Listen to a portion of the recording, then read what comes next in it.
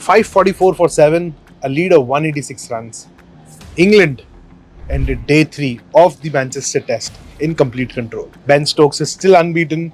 He's going strong in spite of the niggle which he had, which forced him to retire hurt midway into his innings. But he came back. He's doing the job for his side. Joe Root scored another 100, became number 2 on the list of all-time run getters in Test cricket. And right now, England have a firm grip on this test match. There are 2 days left to be played, but this discussion and this video is not going to be about how England batted, but rather about how India bowled today and how they looked very, very flat.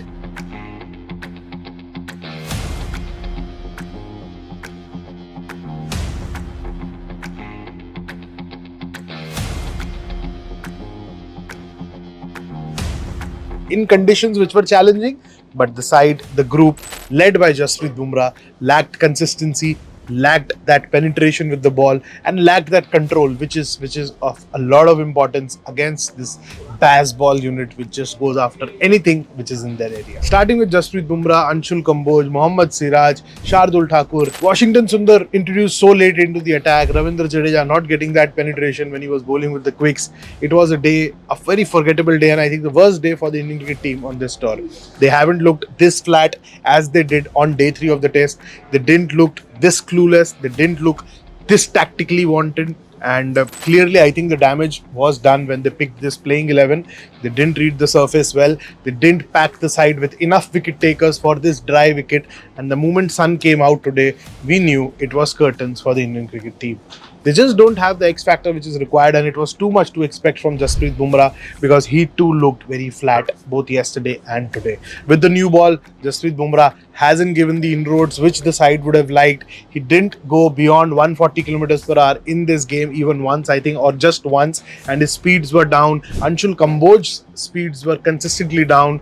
He was averaging around 120, 122, and India gave the new ball to Anshul Kamboj yesterday. So a lot of questionable tactics were at play, but the most troubling thing was the fact that Washington Sundar was introduced into the attack as late as the 69th over. And the moment he was introduced in that post-lunch session, he gave India those 2 wickets off Harry Brook and Oli Pope, the drift working in his favour. There was a nice curve going away from the right-handers, but still it doesn't cover up for the fact that India introduced him so late into the attack. And on a pitch where coach Mone Mockle said at the post-day press conference that it was dry, it was giving assistance to someone like Ravindra Jadeja and Washington Sundar, and even on a surface like that, India introduced Washington Sundar so late. They delayed the new ball because of Sundar. Sundar gave them the result which was required. He gave them that second breakthrough.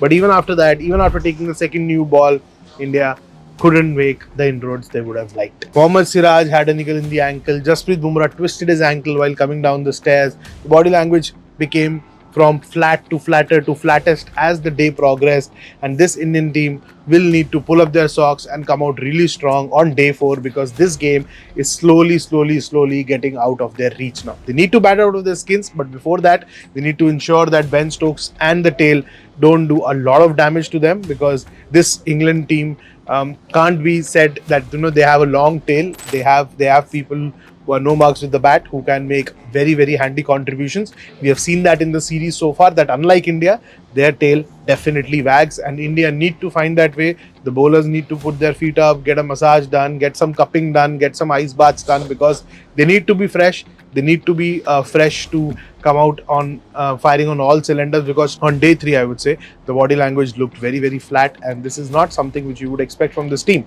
And Mone Mockle was again asked about the whole obsession around batting depth and why you didn't play Kuldeep Yadav again in this game. He just said that they want more consistency from their top 6, and that is why they're not able to find a way for Kuldeep.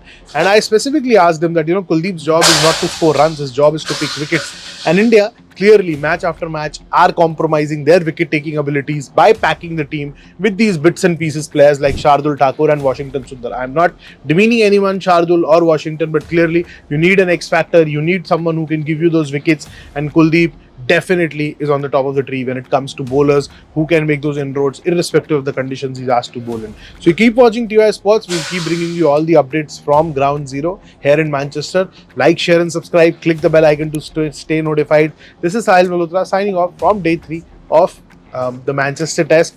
Day 4 promises to be another cracking day of cricket, but India really need to pull up their socks to challenge this mighty England team who are actually coming together just at the right time and looking in a very good position to take that 3-1 lead.